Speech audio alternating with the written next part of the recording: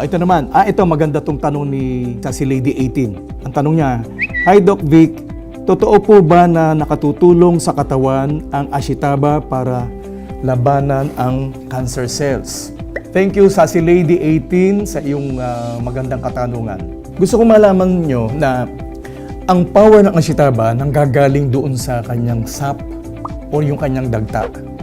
Pero kakaiba.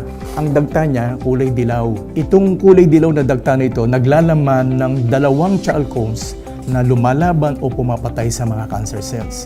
Ito yung 4-hydroxydericine at saka po ito yung santoangelol. Panoorin natin itong video kung saan pinakikita ang pagdami ng liver cancer cells at yung effects ng chalcones ng ashitaba. Pansinin ninyo, ganito dumadami ang cancer cells. Compared sa normal na ang pag-divide ng cells o yung tinatawag na mitosis, ang cancer cells ay walang control sa pagdami.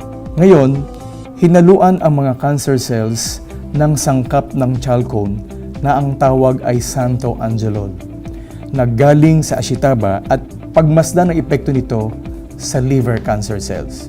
Ito naman yung epekto ng isa pang sangkap mula sa chalcone na ang tawag ay 4-hydroxydericine na mula din sa ashitaba.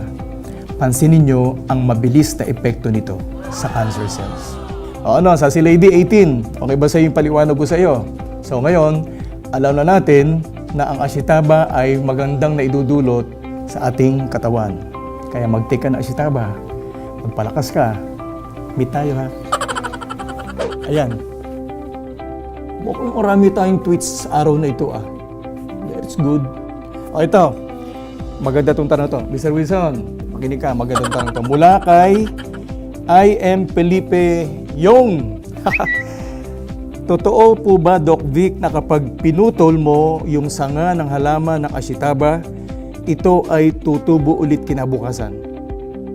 Ba, maganda yan, Mr. Wilson. Kapag may pinutol na isang bahagi ng katawan mo, tutubo ulit kinabukasan, di ba? O kayaan. Totoo po yon. Ang ashitaba, tinawag po siyang tomorrow's leaf. Bakit po siya binansagang tomorrow's leaf? Yung pong ashita meaning tomorrow, yung ba meaning leaf. So ashitaba.